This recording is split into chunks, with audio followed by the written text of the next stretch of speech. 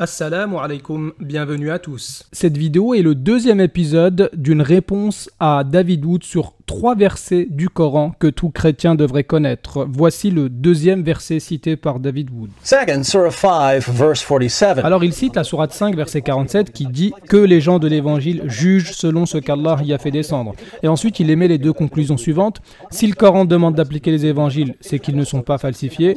Et si le Coran contredit les évangiles sur la mort de Jésus, c'est que c'est le Coran qui n'est pas fiable. Nous avons en face de nous un chrétien qui joue sur les mots et qui fait semblant de confondre l'évangile avec les 4 évangiles. Pour comprendre la nuance, il suffit d'ouvrir l'évangile selon Marc au premier chapitre.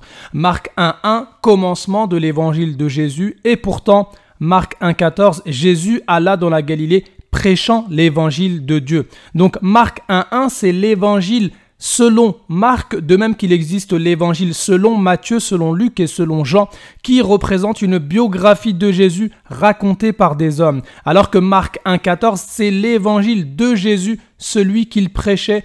Et d'ailleurs au verset suivant, Marc 1.15, Jésus dit « Repentez-vous et croyez à la bonne nouvelle », c'est-à-dire croyez à l'évangile. Donc là, il s'agit plutôt de l'évangile de Jésus, celui qu'Allah lui a révélé.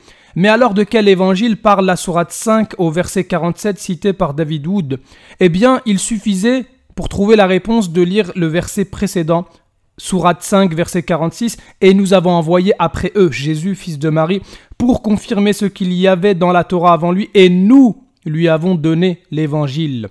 Ainsi, il s'agit de l'évangile qu'Allah a donné à Jésus, car Jésus n'a jamais lu les évangiles selon Matthieu, Marc, Luc ou Jean. Alors bien sûr, une nuance très importante, la mort de Jésus fait partie des 4 évangiles, oui. La mort de Jésus fait partie de l'évangile de Jésus, non.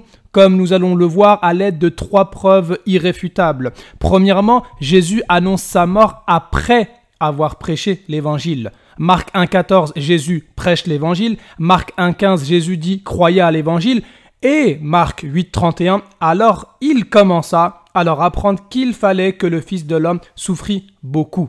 Deuxième preuve, Jésus envoie ses disciples prêcher la bonne nouvelle, comme on le voit en Luc 9.6. Mais les disciples n'arrivaient pas à comprendre la mort de Jésus, comme on le voit en Marc 9.32. Mais les disciples ne comprenaient pas cette parole et ils craignaient de l'interroger. De même, il est dit en Luc chapitre 9, verset 45. Mais les disciples ne comprenaient pas cette parole, elle était voilée pour eux, afin qu'ils n'en eussent pas le sens et ils craignaient de l'interroger à ce sujet. Également, toujours dans Luc chapitre 18, verset 34, mais ils ne comprirent rien à cela, c'est-à-dire par rapport à la mort de Jésus. C'était pour eux un langage caché, des paroles dont ils ne saisissaient pas le sens. Donc comment Jésus, qui a envoyé ses disciples prêcher l'évangile, aurait-il pu leur demander de prêcher également une mort dont ils n'ont rien compris?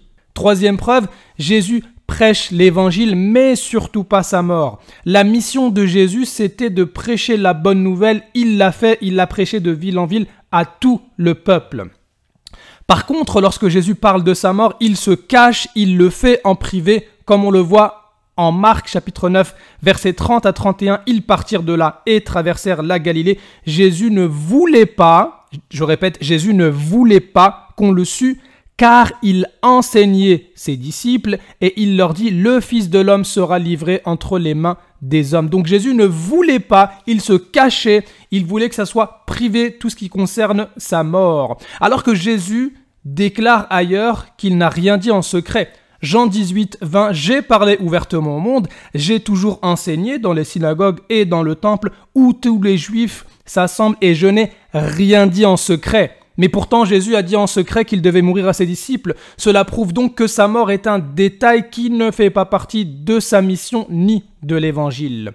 Mais finalement, l'évangile de Jésus, c'est quoi? Eh bien, Jésus l'a résumé en Marc chapitre 12, versets 29 à 31. Lorsqu'un homme lui a demandé quel était le plus grand commandement, Jésus a répondu « Écoute Israël, le Seigneur notre Dieu est l'unique Seigneur. Et tu aimeras le Seigneur ton Dieu de tout ton cœur, de toute ton âme, de toute ta pensée et de toute ta force. Voici le second, tu aimeras ton prochain comme toi-même. Il n'y a pas d'autre commandement plus grand que cela. » Et de même en Matthieu 22, 40, Jésus dit « De ces 2 commandements dépendent toute la loi et les prophètes. » Donc là, on a le résumé de l'évangile de Jésus. Mais malheureusement, les chrétiens pratiquent plus le second commandement, l'amour du prochain, et pour beaucoup d'entre eux, comme David Wood, ce n'est qu'en apparence. Ils ont donc délaissé le commandement numéro 1, celui dont Jésus avait dit que c'était le plus grand et le plus important des commandements, qui est l'amour et l'adoration du Dieu unique sans lui donner aucun associé. Mais les chrétiens ont adoré Jésus au lieu d'adorer le Seigneur de Jésus. Le Coran leur demande donc de commencer par appliquer ce premier commandement. Et le contexte de la sourate 5 confirme que c'est ce qui est beaucoup reproché aux chrétiens. David Wood a cité la sourate 5 verset 47, mais il n'a pas cité sourate 5 verset 17 qui vient avant et qui dit « Certes sont mécréants ceux qui disent Allah, c'est le Messie, fils de Marie ».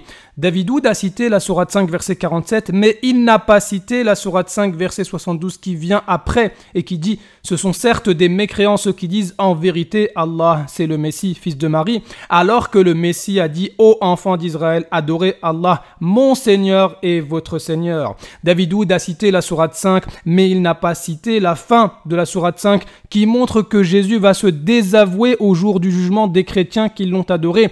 Jésus dit « Je ne leur ai dit que ce que tu m'avais commandé, à savoir adorer Allah, mon Seigneur et votre Seigneur ». Merci David pour ce verset et surtout applique l'évangile de Jésus. Cesse d'adorer la créature à la place du Créateur. Dans la prochaine vidéo, nous verrons le 3e verset conseillé par David aux chrétiens, un verset qu'il n'aurait pas dû citer.